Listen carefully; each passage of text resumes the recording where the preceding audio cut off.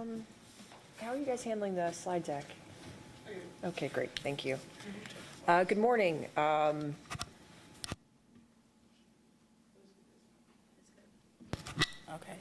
the red light is good? It's good. All right, good Okay. morning, everybody. Thank you, Jim. Sure. Good morning, everybody. Good morning. Thank you for being here today. We're going to start this press conference off with a little bit of an educational piece on the city and the MEABF payment that we have requested from CPS. For the education reporters that are in the room, you've had the pleasure of walking through some of this material already, and I'm sure many of you took the opportunity to review the material that was presented to the CPS board last Friday at their hearing on their budget amendment. But we thought it was useful to take a quick walk through some of the material to make sure that everybody understood some of the background. So if we're on slide 1, quick summary of what we're going to walk through today. We're going to talk a little bit about the entanglements between the city and CPS. We're going to talk about the MEABF fund and CPS's involvement and their participation in it. We're going to talk a little bit about the Board of Education considerations for their budget amendment that we have discussed with them, and the budget balancing proposals that we have made to them as part of attempting to further the dialogue and help move the process along. So real quickly, brief summary of CPS and the city entanglements. When the state passed the legislation authorizing an elected school board, one of the things that they also did was require an independent financial review of CPS be written to identify the entanglements between the city and CPS. The review identified the city's payment of the MEABF payment as the largest entanglement. Notably, the city is the only municipality in the state that pays for a school district's pension obligation. So at the time after the legislation was passed, CPS and the city agreed to a 5-year transition whereupon CPS would take on paying for their portion of the MEABF payment. As we'll discuss in a minute, the MEABF, the Municipal Employees Annuity and Benefit Fund, is a fund that has both city workers, such as everyone at this table, as well as CPS's non-teacher employees are participants in the fund. Legislatively, the city is required to make the fund contribution, which we do every year. But what we have tried to do is work with CPS to have them begin making their allocable payment, their allocable share. So the original plan was for a 5-year transition, starting with a $60 million payment and working up to a full payment, which at the time was estimated to be $289 million. An intergovernmental agreement was passed in 2020 that provided for annual payments through 2059, which needed to be evidenced each year by a new IGA specific, which only would specify the amount to be paid in that year. The IGA going through 2059 indicates the long-term nature of the agreement from the first time it was passed. Although the city has lowered the amount that we have asked from CPS, not $289 million this year, but instead $175 million, CPS has failed to budget for the MEABF payment. So we move to the next slide. We want to do a quick review for context of what the current city support is for CPS. The top line is the MEABF payment. So when I mentioned, and we'll get into this in a bit earlier, that the payment this year was originally projected to be $289 million, that was because at the time of the agreement in 2020, that was the projection for CPS's portion. That portion has actually turned out to be $452 million because there was an experience study that increased the costs, increased the liability and the contribution amounts for MEABF. So if we look at that $452 million and we assume that we receive the $175 from CPS, we're still providing a $277 million subsidy in essence for CPS's employees. And of note, if you look at their financial statements, their ACFR, it notes this payment is made on behalf of CPS. We're also spending $319 million on TIF-funded projects currently for CPS. We had provided a surplus this year of $298 million to CPS, plus $13 million to their building fund, for a total of $311 million. $142 million in debt service for projects that have been previously completed. $12 million in debt service on other projects that were previously completed. About $7 million in grants for things like After School Matters, or After School All-Stars, Safe Passage, those types of things. For about $303 million in other services provided by city departments, and $10 million in water and utility fees. So that's a total of $1.24 billion if the $175 million payment is not made, $1.07 billion if it is made. So the city provides very substantial financial support to CPS. So if we move to the next page, I want to talk a little bit more about MEABF. So the Municipal Employee Annuity Benefit Fund, as I stated, is a fund that covers both city employees. Essentially, everyone in the city that is not police, not fire, and not a laborer is a participant in MEABF. It also covers the non-teacher employees in CPS. Currently, CPS is 63% of the active participants, 47% of total payroll, and 40% of the benefit costs. If you're wondering why they're 63% of the participants and 40% of the benefit costs, these are generally the lower paid employees inside of CPS. I only note that because, we at the city are extremely focused and dedicated on making sure that our pensioners are paid. We take a lot of extra steps beyond what the state requires, including putting advance payments in, because we value our workers and their retirement. These are some of the lowest paid workers at CPS. We do value making sure that their retirement is secure, as we hope does CPS. If we move to the next page, this is a little bit of a busy table down here, but what we want you to see is the arc over time. So the share of payroll that is attributable to CPS versus the city continues to grow every year. The number of city employees and the participants is steadily declining, while CPS participants are not. You may remember our budget hearings. Our payroll is tightly managed. And the CPS participants, while they're in a fund that we have a legal obligation to pay, we have no control over. And again, this is a highly unusual situation to have participants in a fund that you must pay for, but you do not hire, budget for, or control the number of folks who are participants.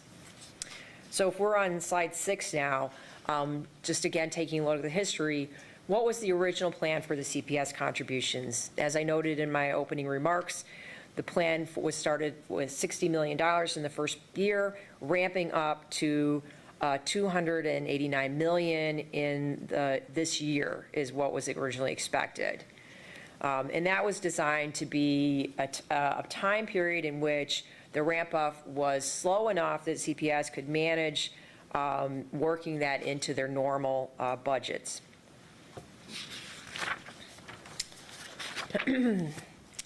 On the next slide, we have the actual results and revisions to the MEABF contribution plan. So the original payments of 60, 100, and 175 were met. In '24, that payment was supposed to be $250 million. When the Mayor Johnson came in, CPS approached the city to talk about it and stress the growing nature of their budget deficits, and we lowered that to $175 million. We have also this year again asked for 175, so we've plateaued as opposed to continuing the increase.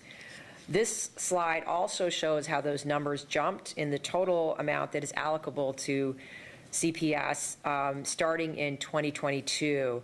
So you see that number is now $407.5 million, this year $445. That was previously projected to be $263.3 million, so significant increase. That was due to an experience study. The experience study determined that the amount of liabilities that the fund had, the costs that it would have going forward in the future were much higher than that had been previously projected. So that increased our liabilities and increased the required contribution. One other thing that I want to note in this is that the city does make supplemental payments to each of our funds. We do not count that supplemental payment when we talk about the allocable payment. The supplemental payment is made, has been made from monies that were reserved from prior year surpluses. It's a very important program that we have to lower the costs to the city moving forward and to our taxpayers. But it is money that we have set aside, a city money, and we are not in any way asking CPS to participate in the supplemental payment, even though, of course, all of the pensioners in it, including their employees, will benefit from having a more highly funded pension plan. So on slide 8, what we wanted to highlight here is what has gone on with the TIF surplus and CPS MEA and BF payments. One of the things that you've heard from CPS is that they look to the TIF surplus to pay the MEA BF payment. And so as you can see, if we look back, prior to 2020, the payments were under $100 million a year on average. That started to bump up in 2020. In 2021, we see the first MEA BF payment at $60 million and a TIF surplus at $164. The next year, it moved down to kind of that normalized amount that it had been. But since then, we've been highly focused on surplusing as much money as possible out of the TIFs. And you can see that these are record-breaking numbers that CPS is receiving each year, and they are significantly in excess of what the requested contribution has been and what the agreed-upon contribution has been. So in fact, if CPS had gotten to the $289 million this year, the TIF surplus that they've been provided would be sufficient to cover that. This is also part of our general plan for letting TIFs expire. As you know, we passed the GEO and Housing Economic Development Bond Proposal ordinance last year, which uses expired TIFs to pay for housing and economic development projects. One of the things that is really important is how dedicated the mayor is in this administration to returning any excess TIF dollars that are not going into projects beneficial to our city residents into all the different taxing bodies. It's a focus that has never been had at this level in any prior administration. So moving more directly on slide 9 to what are the funding needs that CPS has this year. We did some analysis on our own to see how could CPS pay for this MEA BF payment that they did not budget for, and how can they manage their increased labor costs that will occur when they reach a collective bargaining agreement with CTU. So we put together some illustrative numbers. I want to note here that what we've put together, I made an assumption of $200 million on labor cost increases. That is no problem. No worries. That is an illustrative number only. It is not designed in any way to indicate what the results of collective bargaining are. I am not involved in those discussions, nor have I made inquiries of anybody who is to determine the accuracy of that. The number could be 140, 150, 250, 200 is an illustrative number designed to run the calculations. We have $200 million, we're assuming in increased labor costs, $175 million for the MEA BF payment. And so those are higher expenses, right? But we also know we have $139 million of funds that they can budget. That's the amount of the TIF surplus that they are receiving that is in excess of what they originally budgeted. CPS will receive a significant portion of the TIF surplus this week. We are sending the money to the county for distribution today. So this comes out with a target number of $240 million needed for their 2025 budget. So what we have looked at is two items. Short-term borrowing scenarios to address the remaining gap, as well as applying the $139 million. Each of these scenarios is a refunding of existing debt, which results in a reduction of debt service costs. So we have a addition of revenue in the TIF surplus and a reduction of cost by doing a refunding. If we move to the next page, we can show what this borrowing scenario would look like under 3 different scenarios. There's many ways that CPS could accomplish this, but what we wanted to do was provide them our thoughts on how it could be done. Scenario 1 through scenario 3 have there's basically one thing that has changed between the 3, and that is the repayment term. So we looked at a 3-year, a 5-year, and a 10-year repayment term. Looking at each of these, we used current market rates at the time of the analysis, which I believe was done on March 3rd. Yes, it says March 3rd. Current market conditions, as rates go up or rates go down, obviously those would change. There's no indication to indicate that that's a guarantee of those rates, but they did take into account where CPS bonds do trade in the marketplace. And each of them had a borrowing cost that was under 5%. So as I said, this would refund payments due June 1 and December 1, for which the deposit has already been made to the debt service fund. So since monies have been deposited, if we reduce that debt service, those funds can be released, providing additional liquidity to CPS to meet their operating needs. If we move to the next slide, and I promise this will be my last for those of you who are nodding off. This is just an illustration of the debt service repayment. So I know this is a lot of numbers here on the page, but let's focus on the yellow one in the middle. What we have in the left column for each is the cash flows. So $240 million coming out that goes to repay debt and release liquidity. And then in each year, we have a repayment of that debt. And so if you do a 5-year repayment, that payment would be $56 million each year. In the middle column, which we say is new revenue, that is looking at the property tax, the new property tax that CPS will receive when the TIFs expire. As you might be aware, the city has a website for the GEO and Housing Economic Development Bond. We have a tremendous amount of information that explains this and shows all of our projections, because we are using that money as well. Our portion is about 23%, theirs is about 53%, but we're using our portion to repay the $1.25 billion in bonds that City Council authorized. So the amounts that are projected are in that middle column, and on the right is the balance, in essence, where it says unused revenues, is what would be available to CPS after the payment of the debt service. And so what this illustrates is, one, we're recommending a short-term borrowing to serve as a bridge to working out a more fulsome budget solution for CPS.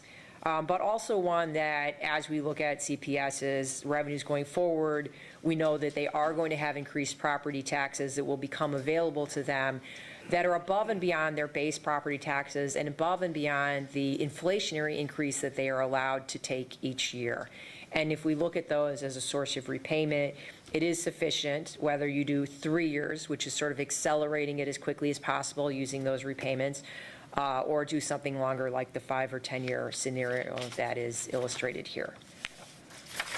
I think, in wrapping up, the key points that we want to make is, CPS is moving to being a fully independent governing body. That is something that I think many people in the city are excited about. They were able to participate in the first election of 10 school board members this year.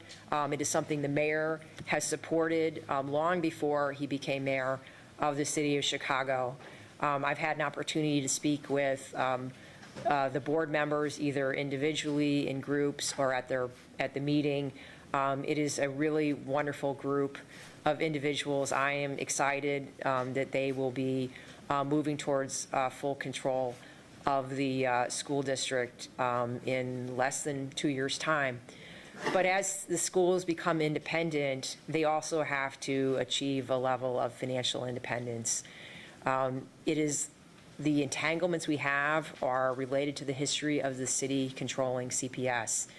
And we are working with them to transition them to that point of financial independence.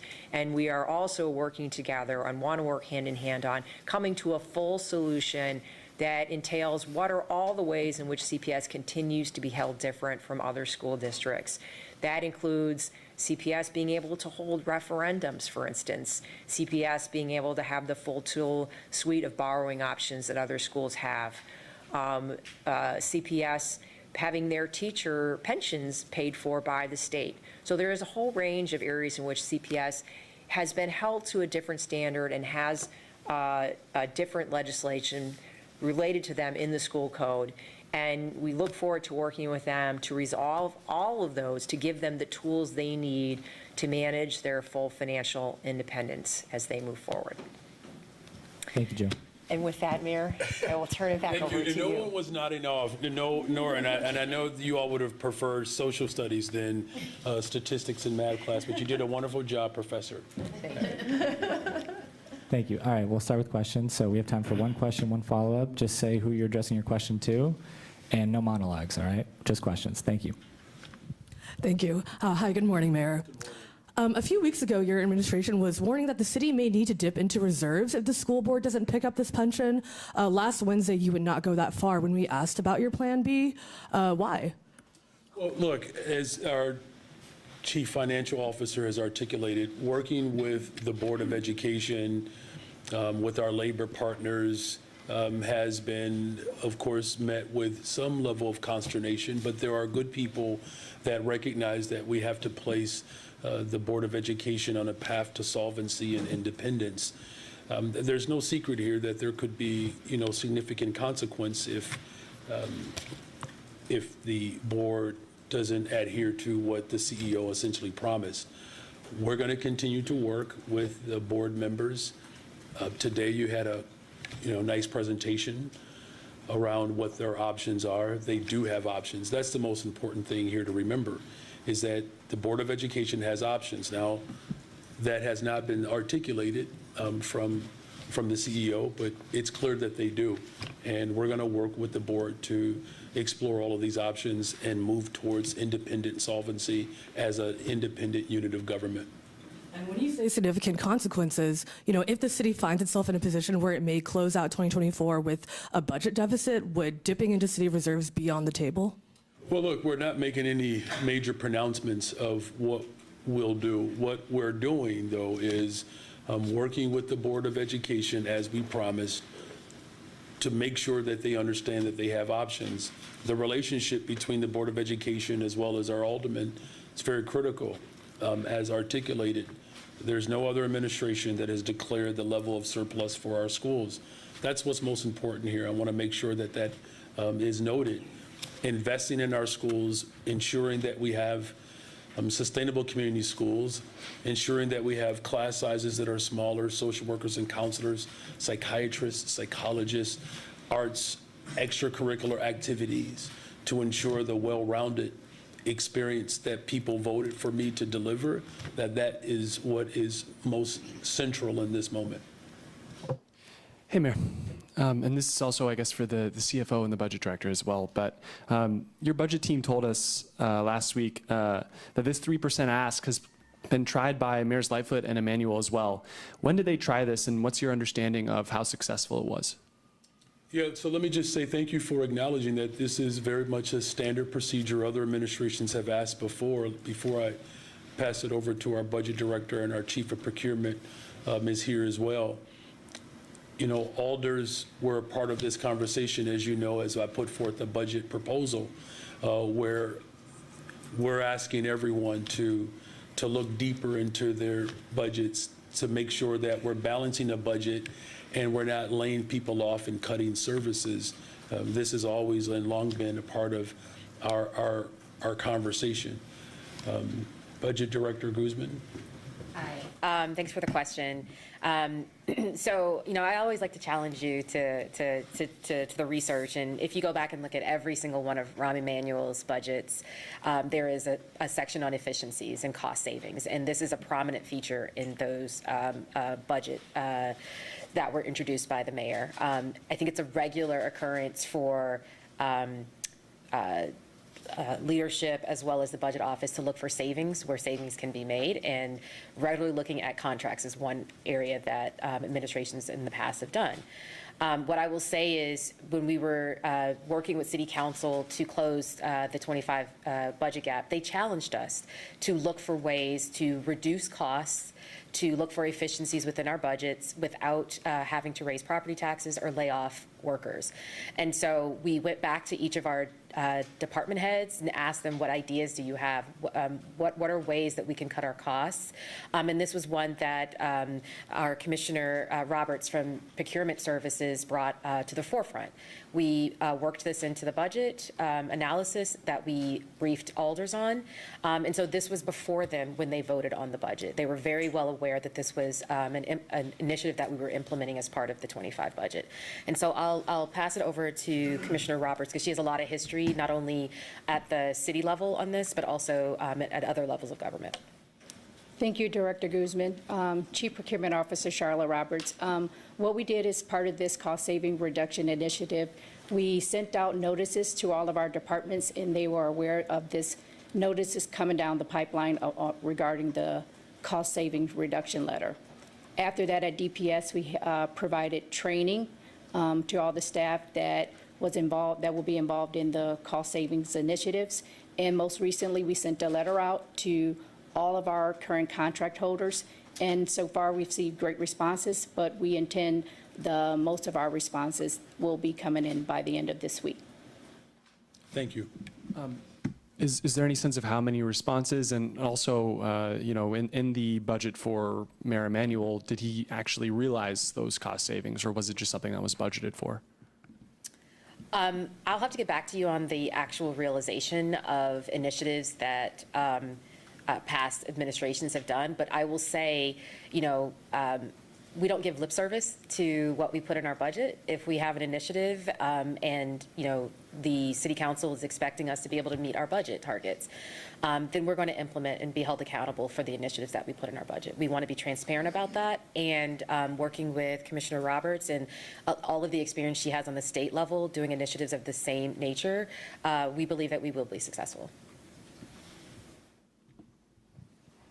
Mayor Johnson, city vendors have told me that they received a letter from you requesting a 3% discount on their contracts. They say that it read more like extortion. They asked me to ask you, why are they the ones being targeted for a discount, a 3% discount, when you and your staff is not taking a 3% pay cut? You're not asking CPS to take a 3% pay cut. You're spending money like water, city, obviously taxpayer dollars. And they also asked me to please ask you to, out of respect for them and the First Amendment, to give more than your standard yes or no scripted answer that your press people have scripted out for you. So again, as our chief of procurement has indicated, as well as our budget director, this has been a part of the budgetary process from the very beginning. All of our alders are aware of the efficiencies as well as stronger productivity that the government is working towards. And I believe, Budget Director Guzman, there were 3% cuts across the board. Could you speak to that, please? Yeah, I thank you for that, Mayor. It is important to note that if you read the letter and if you look back at what we talked about in the budget season, not only did all the departments take a 3% universal haircut, and some went even above and beyond that 3%. Our city council also took a 3% haircut. Our other elected officials also took a 3% haircut. This is all about collaboration and cooperation to ensure that the city is running at the most efficient way possible. And so we are inviting our partners, our contractors, to join us in that effort. Mayor Johnson, at your press conference for the Youth Employment Jobs Program, you said that the best way to prevent the type of mob violence that we see during the summer months is to spend tens of millions of dollars on these youth jobs programs. many people, especially the residents of Streeterville, who are still waiting for an arrest in the case of the Sir. tourist Sir. who was shot by a mob of Mr. Kelly. violent black teenagers. We got to get to the question. Yeah, I know you don't like the question. We just gotta get to it. They asked me, is this really extortion? Pay us tens of millions of dollars, or else there Thank will you for be the question. violence in our Thank you. neighborhood. Thank you. And by the way, and they also asked me, I think I have your question. I think you have multiple questions there. Investing in people is our top priority, and that's what we've said from the very beginning. And I don't think no one's going to deny that even with all the work that we've done to invest in people, and as violence continues to go down in the city of Chicago, no one's going to argue that we still have more work to be done. And that's something that I've committed to doing. We have, again, the lowest homicide rates that we've experienced in the city of Chicago since 2019. And there's a 20% reduction overall in violent crime in the city of Chicago.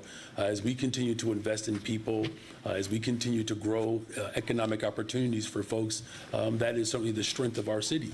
And again, everything that we're doing is to ensure that every single community can experience safety. And in addition to experiencing safety, that the people of Chicago know that there are opportunities for them as we build more affordable homes, as we provide more mental and behavioral health services. Again, the $300 million, well, was $200 million in violence prevention? Over the last couple of years. Over the last couple of years. So there's a lot of work that's being done to continue to drive down violence in the city of Chicago, and it's going to take all of us to do that. Thank you. Good morning, Mayor. Good morning, yes. It is still morning. If I can just follow up with the schools. Last week when we were talking about this story, Pedro Martinez was insisting that, and he even said this at the board hearings last week, that he had asked for $484 million in TIF money, and that was the consistent ask, and that was what he was expecting in order to be able to pay the $175. Where's the disconnect? Help me understand. Was that number ever discussed? Was it ever promised? That's a good question. There's not a disconnect. Look, people ask for stuff all the time. We've asked the state of Illinois to contribute more. We understand that that even the work that the state of Illinois is doing, as much as we want more, there are some restraints that they're working through. Asking for something, just like I asked for 30,000 youth positions, right? We got 29,000, right? This is how these things operate. So there's not a disconnect.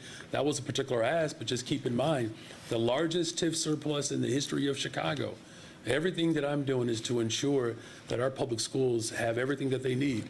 There's work to be done, as our finance team and our budget team has indicated. We are working hand in glove with the Board of Education as they have to wean off the dependency of city government and prepare to be an independent body. This transition is going to be, it's going to take a lot of work, and we're putting that work in. So, look, it's right for any individual to ask and demand more from government, and we showed up in a very dramatic way by ensuring that the largest surplus in the history of Chicago it was released into our schools. So the board has their meeting on Thursday, I believe, where they're going to vote on their amended budget. Is it your expectation, or have you been given any assurances that they will be voting on the recommendations that were sent? And what happens if they say, we just can't do this? Yeah, look, it's a fair question, and you may have noticed that there's an independent report that was released today that essentially corroborated or substantiated what we've indicated, that they do have options. Our chief financial officer, as you can tell, is a quite meticulous human being and walked everybody gracefully through this process. Look, I think it should be noted that we have been the most transparent, open administration in this entire process. There's a unique opportunity with labor, the Board of Education, the mayor's office, this triangulation to ensure that our schools are sustainable, that our schools are well-funded. I think it's worth celebrating that there is a high school that celebrated a state championship, Diet High School, and this school was slated for closure, I joined that hunger strike to fight to ensure that those students in that neighborhood could go to a high-quality, well-funded, sustainable community school. And it's proof positive that when we invest in people, our young people show up and show their very best. So again, as far as, options are concerned, we fully expect that this board is going to take their job seriously, work with the city of Chicago, as our chief financial officer has articulated, build this bridge, rather, so that we can move towards a fully funded, fully operable public education system that our city can be proud of. Just to clarify, does that mean that you expect them to? Well, I mean, You expect them to vote on Thursday to read? well, I mean, we wouldn't expect anything less, right? I mean, it's no secret that we have been pushing for the Board of Education to take responsibility of their workers. I mean, that's not a secret. As you saw on the slide, there has been a continuous ramp up in our investments to help them contribute to the financial security of their employees. And that's something that obviously my administration is committed to supporting along the way. We're simply asking them to do their part because it's inevitably going to be their responsibility as they become a fully elected independent body. So what are the other options? You said that short-term borrowing is just one of the options. Chief Charofsky, want to walk through that or give a little bit of a headline? Are you asking specifically about It what seems is to in be the- that short-term borrowing is all you're asking for. What else? If they say no to that, then what's the alternative? Are you specifically asking like what's in the report? Yeah, I mean, I'm asking what is CPS Yeah, going the to do? CPS has a report that I have not read it. It was released this morning, so I haven't had a chance to look at it yet, that, walks through their other options. But, Do you have another option recommended? this Or is your the only option, this is the option that we have presented to them. Short-term borrowing. Yes. And if they say, you have not read the report, you don't know what they're also considering? Have you read the Baker Tilly report? No, I'm not it's just- also in charge of, But, no, but I'm just saying, like, if you, Jill, right, the reason you have it is because it just came out this morning, and that's why you have it. And it's the same reason why I haven't, because it came out this morning, so. And they I haven't- think, Jill, thank you. I mean, the point is that there are options that they have, and that's the most important thing. We are working with the Board of Education to help them become an independent body. That's the most important thing is, at some point, respectfully, these conversations more than likely won't be necessary or the same, right? So I don't want people to think that this is like some sort of holy position, right? At some point, they're going to be an independent body.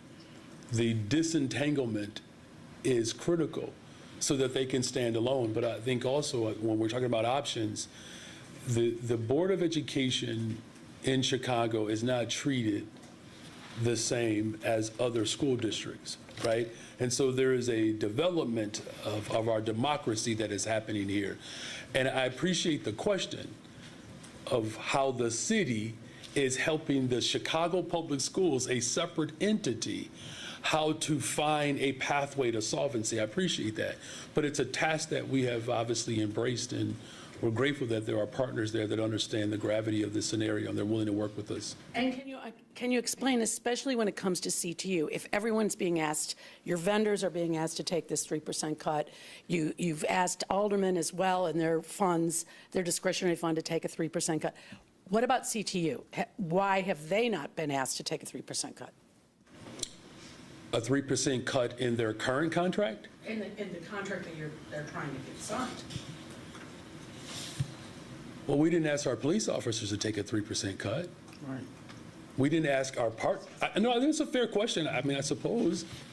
We didn't ask our police officers to take a 3% cut. We did not ask our park district workers to take a 3% cut. In fact, our park district workers experienced the highest raise that they've ever experienced in the history of park district workers. We certainly did not ask our CPS workers, because there are other members in those buildings besides the Chicago Teachers Union. You do know that Local 73 did not take a 3% cut either. There's no secret here. I know one of your colleagues asked this earlier this week or last week. do I regret giving police officers raises? Let me just offer some context to that. Our Chicago Fire Department, and our budget director can speak to this. This is how dedicated and committed we are to workers in this city, and this is how executives historically prepare budgets. Even though the fire department contract has not been settled, as a fiduciary, I have a responsibility to forecast and project what the labor costs will be for other entities and units of government. Annette, you want to just speak a little bit more to that? Because I think this is helpful to have full context.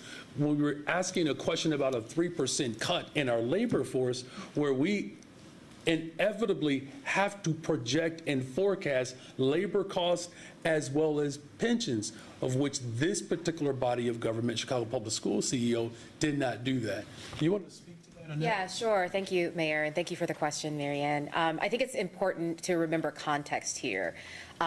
The contracts that are being negotiated now, and even the ones that the city negotiated for our labor force, are contracts that are being put in place post-pandemic. So we saw record inflation happening throughout 2020 and 2021 and 2022, where labor contracts were significantly under that inflationary increase. And so what you're seeing, even in the FOP contract that was negotiated and signed last year, is the city's commitment to mitigating against that kind of historic inflation that our workers experienced, but yet didn't have, their cost of livings increased by the same amount. So yes, the mayor's right. When we do our budgets, even though all of our contracts have not been finalized and adopted and appropriated by City Council, we forecast out what those potential costs will be and put those in our budget. It's what we asked CPS to do when they passed their budget in August of last year. It's what you see most governing bodies do in order to allow for those negotiations to continue until completion.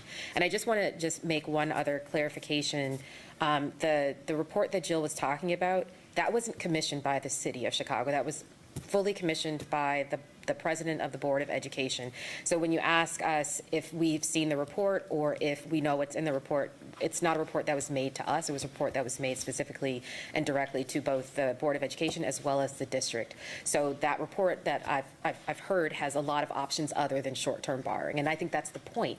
CPS does have options. For a long time, they were told that they didn't have any other option than to come to the city of Chicago and ask for $484 million. Hi, Mayor. I wanted to ask you about something some of the alders are talking about. Should the city withhold funding for CPS construction projects if it doesn't reimburse the city $175 million payment? Yeah, thank you for that question. And as I articulated earlier, the relationship between the Board of Education and alders that's a relationship that's a new one, and it's one that's going to be critical as we move forward. It's going to take both bodies of government to think critically, to be collaborative in our approach towards moving the Chicago Public Schools to an independent body. As far as reactions to the what-if scenarios, again, I'm going to remain optimistic and positive that the Board of Education recognizes its responsibility in securing the retirement for its employees and how critical this is as they work towards becoming their own independent body, weaning their leaning on the city of Chicago and their dependency on the city of Chicago is one that they're going to have to work to detach themselves from. But I will say this is the most important thing here. Clearly, my administration is committed to helping this body of government become a successful body of government. And just to clarify, so it sounds like you don't support saying you need to do this or we'll withhold that.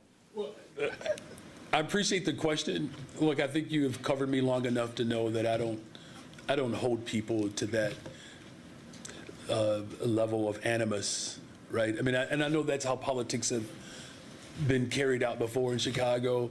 right, where we make these threats to individuals, and I'm not judging those approaches. I'm going to remain optimistic that we have fought collectively to secure an elected representative school board, and that no one is going to question, I don't believe they'll question my commitment to public education, again, from TIF surplus to being on a hunger strike to keep a school open that has produced champions. I believe that my bona fide is secured, and so I don't necessarily have to walk in that type of hyperbolic state, making threats. We expect people to do what they said they would do. Honor their commitment that they made to City Council to make sure that they are paying into the retirement for their workers. Mayor, do you mind if I add something? I don't mind at all, right? Tamara, you okay with that? Please. Because we hear directly from alders too, the way that you do. City Council is responsible for the city of Chicago's budget, right? They have zero control over CPS's budget. They have zero ability to question what CPS spends their money on, zero ability to approve their labor contracts and how much growth in those labor contracts occurs every single year. They have zero ability to do that. They only have control over the city of Chicago's budget. You have seen, our budget faces a lot of pressure in the coming years because of growing pension costs for our workers, as well as other costs that are growing, including labor costs.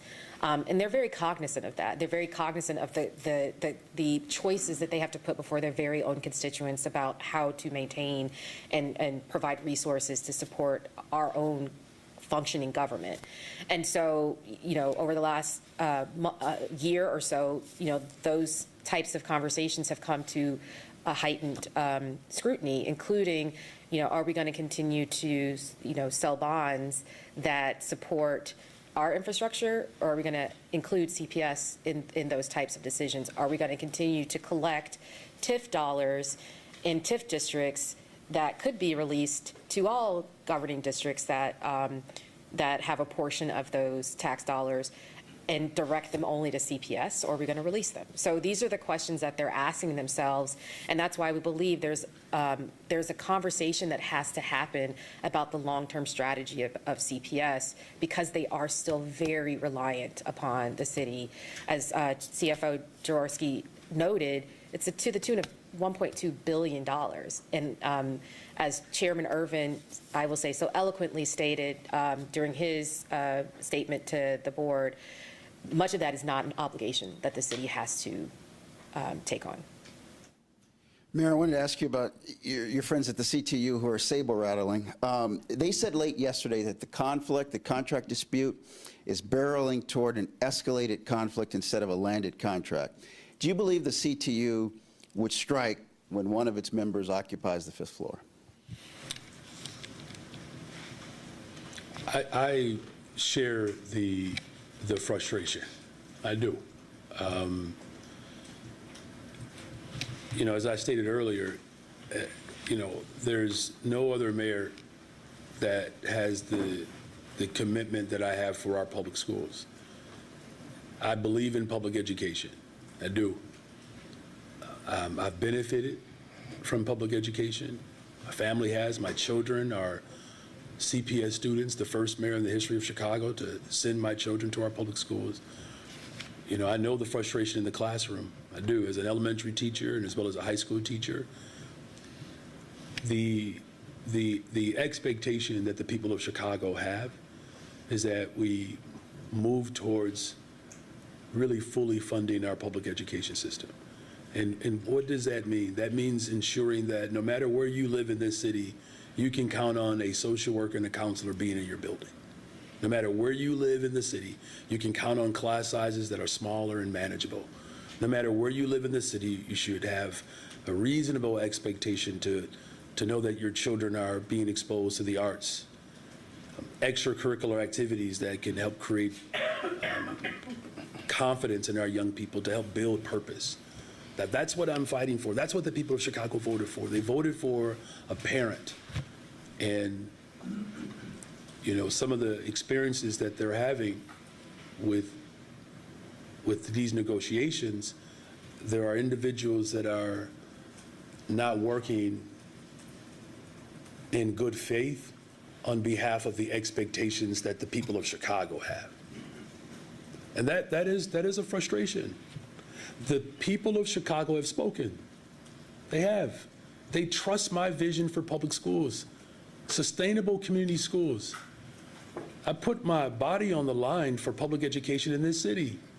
I don't know if you can name any other mayor that blocked elevators and went on a hunger strike to make sure that a school wouldn't be closed. And God help us, if that school would have been closed, those young boys would not have experienced the joy of competing and winning. Our children were left for dead. Our teachers were fired. And speaking of cuts, I remember 2 administrations ago, a 4% raise was snatched away from educators. And it's that type of animus and disdain towards the public good that we're also experiencing from Washington. It's the same approach. Cut, lay people off, dismantle programs that work. That's what Donald Trump is doing. We cannot have a district that acquiesces to the ridicule that's coming from DC, where people are blaming educators and blaming children for growing up in neighborhoods that have been historically disinvested in. And so, I'm trying my best to, show some restraint here. But I'm home now. I don't have to do that. In DC, I had to do that. But I'm home. We have been fighting for public schools in this city for decades. Al Raby, the campaign manager for the first black mayor in the history of Chicago, called for justice at Marshall High School and led wildcat strikes. Like, black folks in particular have been dealing with the pain and frustration of administrations that refuse to invest in them. The school closings in 2013, over 1,000 children missing. We don't even have an account for where they were or where they are. That Willis Wagons, the fact that we have lost half of the black teaching force, that is the system that we have grappled with, and now we're in a position where we can do right by veteran teachers that are overwhelmingly black. We can do right by children who need special education services and bilingual education. We can do right by the workers of this city, and unfortunately, we have an individual that believes that he doesn't have to acquiesce to the demands of the people of Chicago. Their frustration is not directed at the 5th floor. Their frustration is directed at the individuals who believe that they are the only arbiter for what the people of Chicago deserve. And so here's what I'm going to say here now.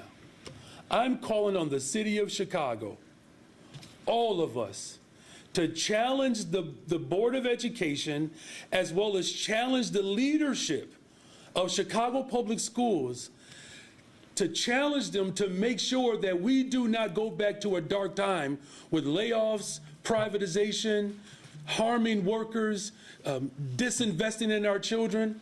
Whether you're on the north side of Chicago, the far southeast side, and everywhere else in between, we deserve high-quality education. And I need the city of Chicago, as you voted for me, to stand with me to ensure that we don't have an individual or individuals who want to take us to a dark time in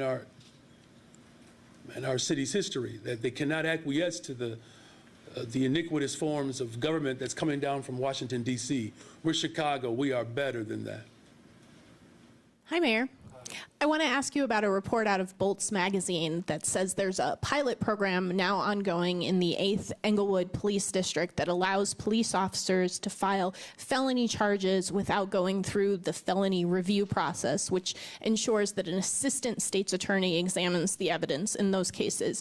Is that a pilot program that enjoys your support, and should it be expanded citywide, or does it raise questions of potential misconduct given the police department's history?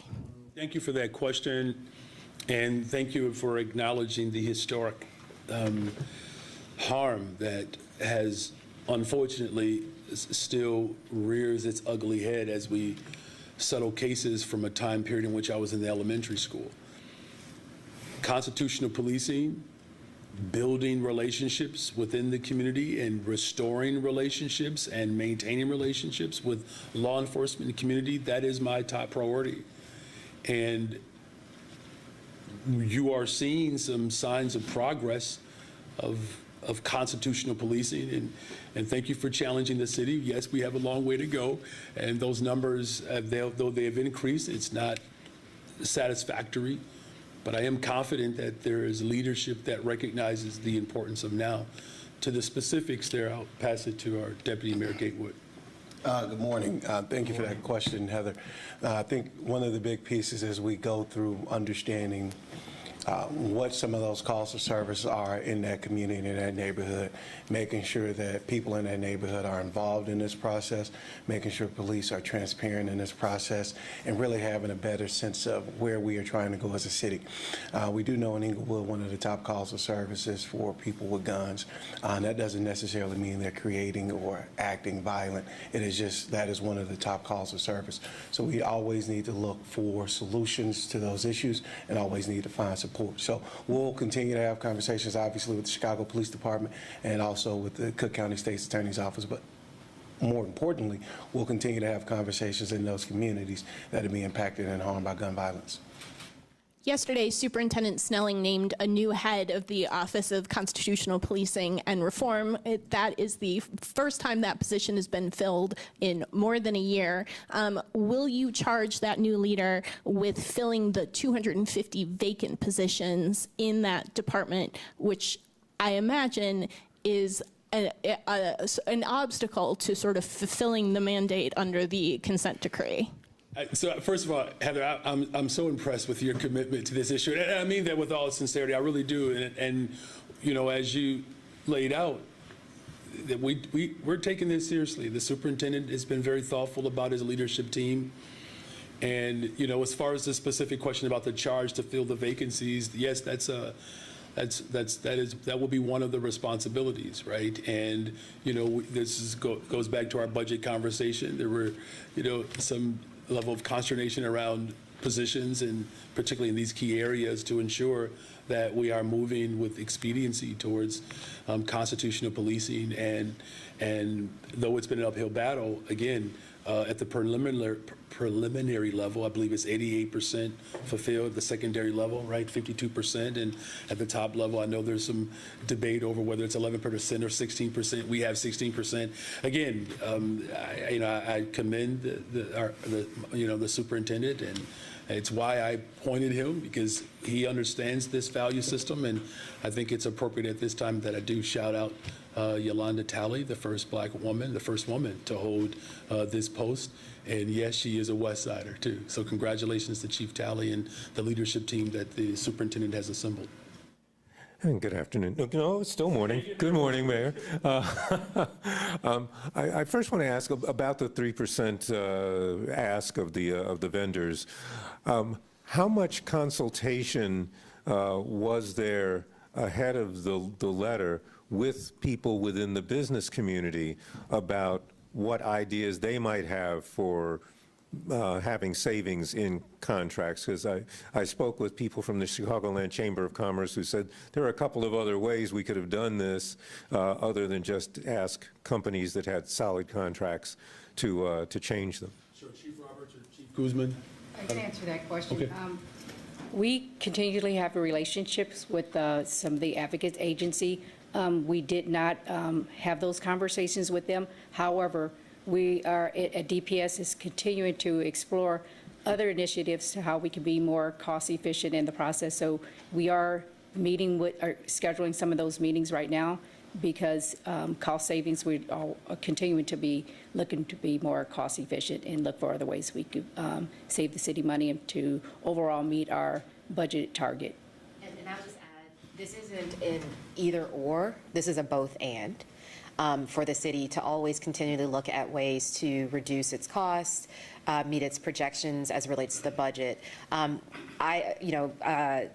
We'll be working over the course of this year and into next to continue to look at those types of options, because as you know, because you guys all cover it and you all report on our structural deficit, this is about a long-term solution for the sustainability of the city's budget to allow us to continue to provide the much-needed services, especially to those who need them more than others throughout the city.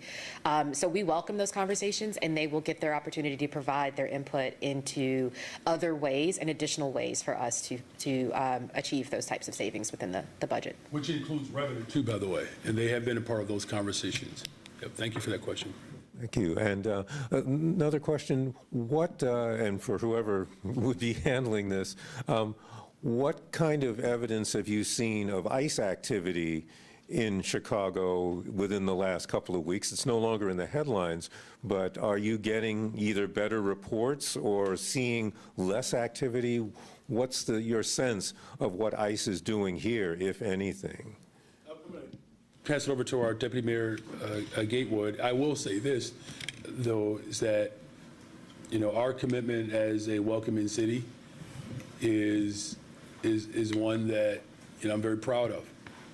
And, March 7th, the week that I testified in D.C., marked the 40-year anniversary of that policy that was implemented by the first Black corporate counsel, James Montgomery, and of course the first Black mayor, which simply states, and I just want to make sure that the people of Chicago fully understand our vision for safety, is that our local police officers do not dub as federal ICE agents. That's it. With a criminal warrant, there's collaboration there, and the status of someone is not asked by any of our departments. This is not an invitation necessarily from people around the globe, though we do stand on the shoulders of immigrants and descendants of slaves. That is who we are as a city. But the Welcoming City Ordinance maintains community trust between law enforcement and residents, and that's important. But as far as any of the particular activity, Deputy Gatewood? Thanks for that question, Craig. I think ultimately we have seen just a constant line of communication between our police department and federal partners, not necessarily in regards to ICE, but just in the work that they do in general. We know that there are quarterly reports when there are ICE interactions that are submitted to the city. We have those reports, we'll review those reports, but ultimately we're still about the business of making sure people in Chicago are safe, regardless of what federal agency is in the city. Hi, Mayor. The school board's meeting this week, and they're expected to consider the budget amendment that would have set aside money for the teacher's contract and the disputed pension payment. What's your over-under on that budget amendment passing? And you do it with such a straight face. That's impressive. Can I just offer a friendly amendment to your question that also includes selling the contract with our principals, which it doesn't get discussed very often. Look, I don't want to take much more time on this because I went on a long monologue with one of your colleagues, but I want to just make sure that I'm being direct here, is that this is about the people of Chicago. It's about our families. We're talking almost 330,000, 325,000 families who are counting on our district to fund arts, the music, which is part of arts, our IB courses, the transportation within our public schools. We know that that's a challenge. Our bilingual education, our special education, I believe it's about 30%. And I guess you can quote me, but we'll fact check it, but I believe 30% of Black students require an IEP or special education support services, and we can get you those specific numbers. The point is there's a significant number of students in our schools that really require special education support services. Just yesterday, I was at Morgan Park on the South Side High School, and there were 2 students who were part of the special education programming that we have in Chicago, and one of the students competed at the state level in basketball, and she was so proud. I won't reveal her name, but she was so proud that she was the champion. These are the type of families that rely upon our public schools, right? And so the Board of Education really in this moment have a responsibility not just to make sure that the workers are supported, but it's all of the programming. I think we don't talk enough about how this contract codifies programming. It really does. It codifies safety. It codifies interactions between the teachers and administrators. I'm just going to make maybe this might be a little selfish here, what I'm about to say. But one of the things that I know that the teachers are are pushing on are areas around how they're evaluated and having a more substantial way to demonstrate the evolution of their teaching.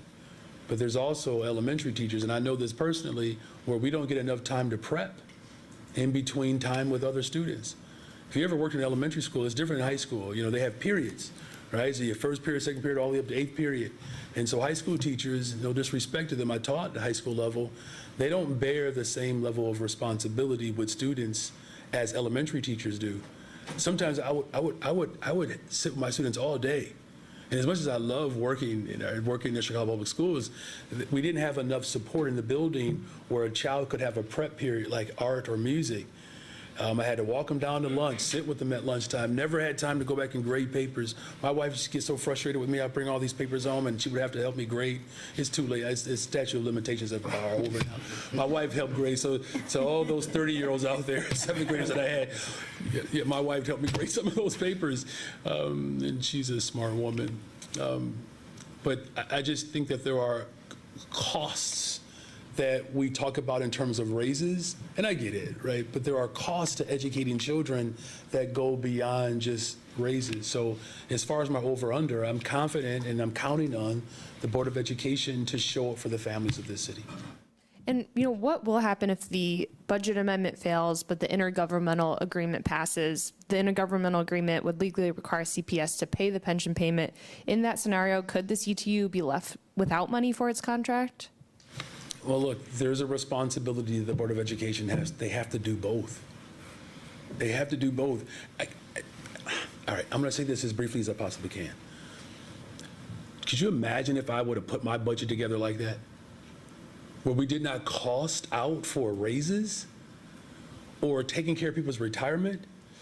I would imagine that all of you would have the same question every single day.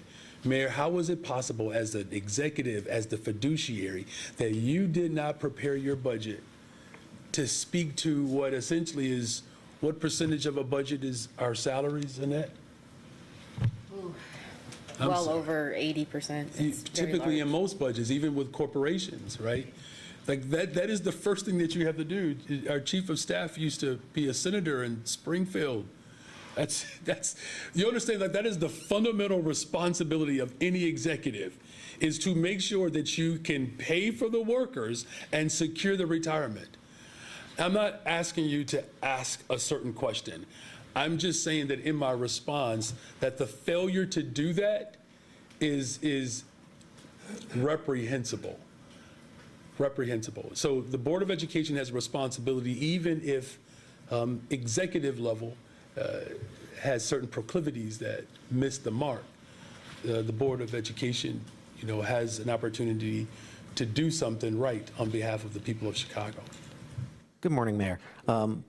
Do you think that restricting the application process for 35th Ward candidates to just 1 week restricted the number of people who applied at all? I know that under Mayor Lightfoot, she had 4 appointments and they were all 2-week application windows. It's an open process. If people are serious about fulfilling a vacancy, I don't think you need an inordinate amount of time to determine if you want to represent. Here's what's most important, though, is that the 35th Ward deserves a person who is going to reflect their values. That's most important. And those conversations with individuals that reflect the values of the 35th Ward, they have my complete and undivided attention. To the point that you just made about reflecting the public's values in that ward, there were public input surveys that were done with like the 43rd Ward and the 12th Ward under your predecessor as well. How is public input going to be gathered in selecting and vetting candidates? Well, look, there's no secret around what the people of Chicago want in leadership right now. They want someone who is committed to investing in affordable housing. The 35th Ward, under the leadership of Carlos Ramirez Rosa, did an exceptional job working to keep the 35th Ward affordable. There's some great things that are happening up there, but it's getting expensive to live in Chicago. The 35th Ward has been very aggressively pushing and calling for more investments in youth and workforce development. You know, many of the coordination that was done between 35, 33, and 26 around treatment, not trauma. What I'm getting at, I mean, we're talking about an historic region that has strong progressive values that unite the interests of Black and brown and marginalized people. You know, so their input has already been heard. I believe the 35th Ward and the leadership under Carlos Ramirez Rosa has not only taken the 35th Ward in a progressive direction, it has helped shape the progressive politics for the entire city of Chicago. So whomever it is, they'll be filling some pretty large shoes. Good morning, Mayor. I have a question regarding what is happening with the Alderman request to open Satellite Police Station 12, and what about the request for Police Station 13? I'm going to pass that over to my budget director. I mean, look, I think there's no secret that our city does not have the revenue flows that we would like, and we're working hard to do that. There's a staffing element that we have to discuss as well. So I don't know if anything else you want to add to that. No, I think it's important to always remember that we pass a budget that sets out the resources and allocations every single year. That's clearly not in the budget that was passed in 2025, and I think that means that we have to continue conversations with not only between City Council and Mayor about what we are going to appropriate each year, but I think there's a serious conversation about the needs within the community that has to be had directly with the superintendent, who is responsible for those types of decisions. And just, to that point, look, the investments that we've made in community safety have been substantial. First of all, we respect the work that the women and men in the Chicago Police Department do. And I just want to tip my hat to their work over the weekend. Was it me, or did it feel like there were 1.5 billion people here celebrating St. Patrick's Day? I mean, it felt like it was far from, Mary Ann's still wearing green. That's how triggered she is. And they did an exceptional job.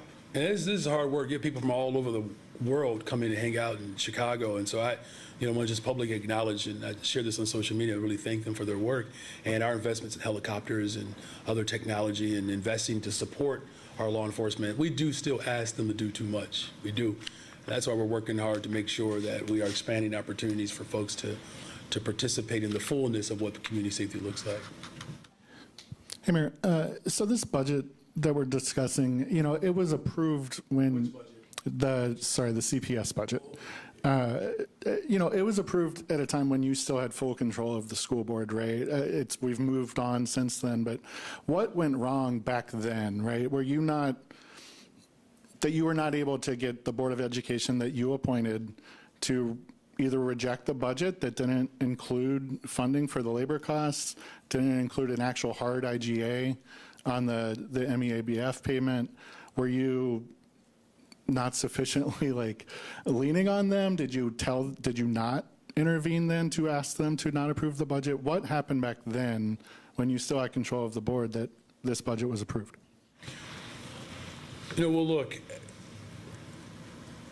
where we are today did not occur simply because of what was or was not done in August. I think our chief financial officer laid it out really eloquently, and we can go back further if we want. But there have been attempts after attempts to move the Board of Education towards solvency, and I was a part of those efforts. I've been. And from school privatization, that was supposed to fix it. School turn, I don't know if you were here for this one, Justin, but school turnarounds, right? Where they were firing entire staff members and said this is going to be a better way to educate children. Was it 2016, the pension holiday, right? 3 years.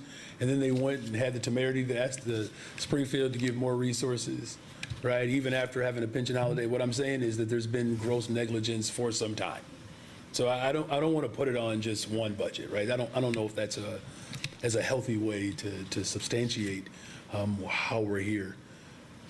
Moving forward, that's really what we're getting at here, is that this board is going to be an independent body. And, I don't want to sound, like my dad, here, but at some point they're going to have to move out. they're gonna have to move out. And, you know, for me, you know, I was fortunate to fall in love and marry young, and moved out and got on my own, and somehow managed to stay committed for 26 years. That's what this is. This is a relationship that we have to disentangle. And I don't know if this is a good analogy. I don't want people to think that my wife is leaving me, by the way. This is about me leaving my father. It's a scripture, you know what I'm saying? That a man leaves his mother and father and cleaves to his own wife. And I think this is what's happening here, that they're going to have to get comfortable. And that's essentially what this ramp has done. Like, we're not just kicking them out. You know, by the time I was 18, 19, my father gave me a couple more years. And what we're just saying, we have a couple years before you're going to be fully on your own. And that's really what this process is about moving forward, how to make sure that this independent body can stand on its own. I just want to add, because I think clarifications are really important. As the CFO said earlier, the CPS entered into almost over a 30-year IGA. So there's two IGAs. There's the master IGA that literally clearly sets out the intention to make this payment every single year. All the annual IGA does is put the number in for that year of how much they are going to pay. And that usually, for the last couple of years, the district has waited for us to declare the surplus so that they can confidently put the number into the annual IGA that's just about the payment. But the intention has always been that they reimburse every single year. History of it, but one other Question is that CPS didn't put the MEABF payment in their budget last year either. You know, and I'm not sure if they've put any of them in. Those have all been a case where they passed a budget and then they made a determination later how much the payment, you know, would be, signed an IGA later, and then provided the funding, provided the payment to the city. So, you know, this is, you know, in this year, they've insisted that they need a budget amendment for that. But for instance, last year, when they paid $175 million, it was not in their budget, nor did they pass a budget amendment or indicate a need for one. I think they did pass a budget amendment one of the years under Lightfoot, right? Because it was a tight 3-2 vote. I guess my point is kind of to your analogy. Didn't you have more leverage when, you know, when your kid is living in your house, right? And you have more authority of what they do, and now they're out of the house. And what leverage do you have here on the current school board? I mean, we're talking about there's no good financial option, right? It's choosing from amongst bad options, but you have to get 2/3 of the district, or the Board of Education to approve it. It's the first tough vote a lot of these folks are making. What are you saying to them? I know this is probably part of it, this like kind of public awareness campaign, but what are those conversations like to get people, especially those who you didn't appoint, didn't you know, kind of ran against you in a sense? What are those conversations like to get them to approve this? Well, they're open and transparent. I mean, the conversation is what you are experiencing today. Like, there's no, you know, special language that is spoken when I'm not in the public space. I believe that our finance team, our budget team, have made very sound arguments. Again, whether it's today or tomorrow, this is going to be their full responsibility. And that's important for the people of Chicago to know. That's why I'm calling on the entire city of Chicago that this is not about securing the retirement. And look, I understand the frame of the question because it's a dollar amount. But I just hope that people can appreciate this is not just about making sure that we are securing the retirement of people. This is about how we're investing in our public schools. Look, this sort of tit for tat or back and forth that I think that some people would like to see, that's not how I get down. It's just not. And what we're saying is that there's a complete vision for our public institution, our public schools. And whether it's making sure that the retirement is secure for their workers, ensuring that we have small class sizes, and moving towards what my vision for public schools, which are sustainable community schools, and there's proof positive that they work. Diet High School is a sustainable community school. This is about investing in what works. And the Board of Education has a fiduciary responsibility to take care of their workers. They also have a responsibility to make sure that our principals have the support that they need, our teachers' assistants, security staff. There's a whole bunch of people that are leaning on this Board of Education to take some responsibility of what the people of Chicago voted for, which is inevitably a fully elected representative school board. This issue doesn't end when this agreement is secure.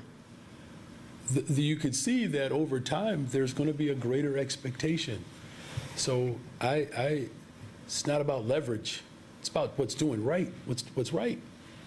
And, you know, that's all we can ask for, is for people to do what's right, take it seriously, and make sure that we're centering people in our decisions and not an individual. Mayor, good morning. I'll make it quick. You've been very patient, thank you, and it's a very lovely sweater you have Thank on you very today. much. Yeah. Appreciate the fashion input. Question for you, taking you back to Washington. I'm wondering if you or your team... I know, All right. I know. Been a couple weeks. Wondering if you or anybody on your team has heard from the Justice Department after Congresswoman Luna recommended you for criminal investigation to the Department of Justice. Has anything come from that? That's a good question. I'm not sure if anything has come from that. Yeah. Just unclear. Yeah, I'll make sure that our corporate counsel responds, but I'm not sure if we've received anything directly yet from that particular item that you're referring to. From the Department of Justice, Pam Bondi, or Exactly. I know which one you're talking about. Okay. Yeah. Finally, there's been a lot of chatter about your job and other people that want your job. You've talked about wanting this job for a very, very long time. I'm wondering if you can let us inside your headspace and it's very early, I understand, but where is your head at on running again and the field that may be filling up to occupy the 5th floor? Well, I mean, look, my focus is making sure that we're investing in people, right? I mean, that's, you know, I'm very proud of the work that we've done, right? You know, the amount of affordable homes that we've built, almost 4,000, Department of Planning and Development, which includes our housing investments, and a number of other investments. Just last year, I believe that DPD, through our Planning Commission, approved about $11 billion roughly. It's about 37,000 construction jobs. You know, I made a commitment to open up mental health clinics. We've done that. That's what people, they knew I was going to do that because I said it and we've done it. We said that we would increase youth employment. I keep getting the number wrong. It's 45%. 45% increase since I've been in office, youth employment. We said we were going to, you know, hire and promote 200 detectives. We did it. We said we're going to make sure that we add, you know, stronger equipment to our law enforcement, 3 helicopters. Every single promise that I've made, you know, we have worked hard to fulfill those expectations because we believe in our beloved city, one of the most diverse economies in the world. I can go on and on about, you know, those investments, and I'm saying that I have a unique honor. There's only been 56 other individuals that have experienced what I'm experiencing, and I don't take that for granted. I love this city, the diversity of our city, standing up for, you know, our immigrants, right?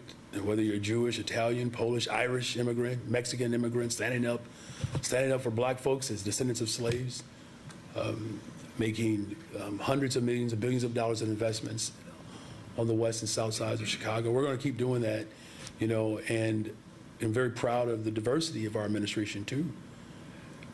You know, more black and brown folks in an administration, more black and brown folks leading city council. Superintendent Snelling is carrying on that trajectory. And even with more black and brown folks, it's not like non-folks of color are losing. And by the way, we have work to be done, but we're safer, right? Another 20% reduction in violence this year alone. I mean, personally, I don't know why anybody would even try to run against me.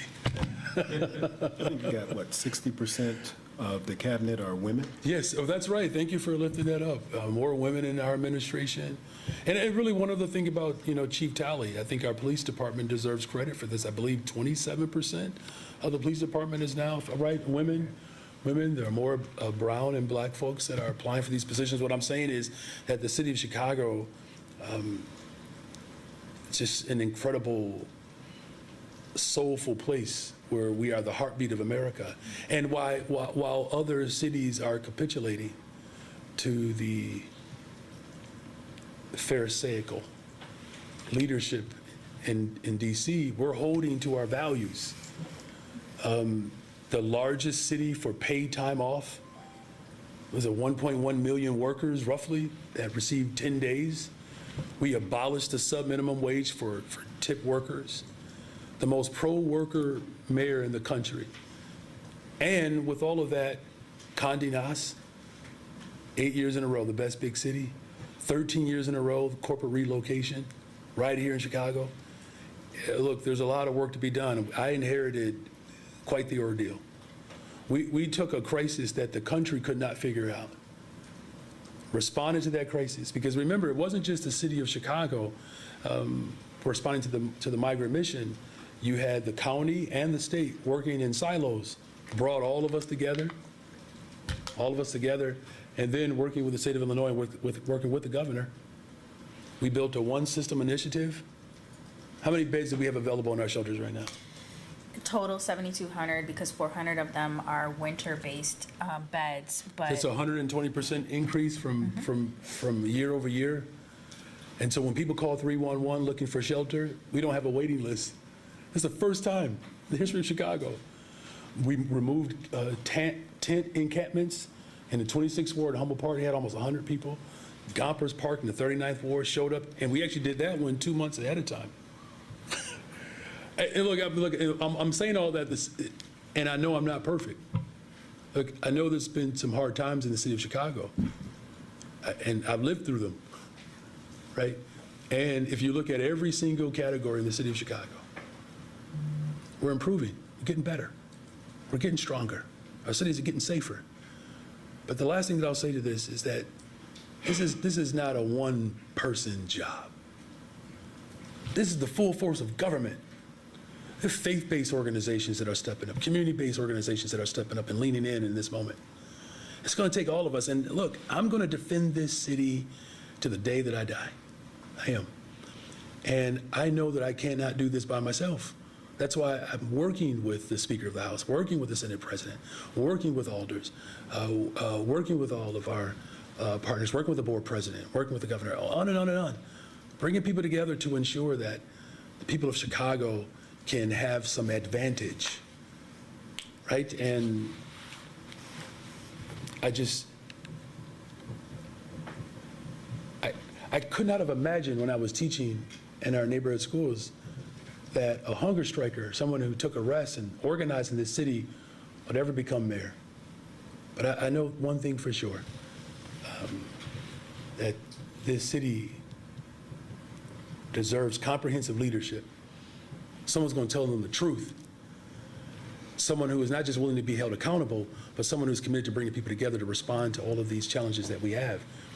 And we've done that, and I believe over these next 797 days, whatever I have left, 700-something days left in this first term, we're going to continue to make those critical investments.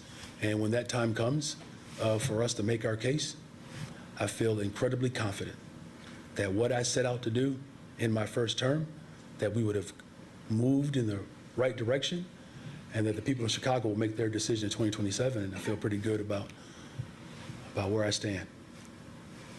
Thank you all very much today. Appreciate it. Thank you.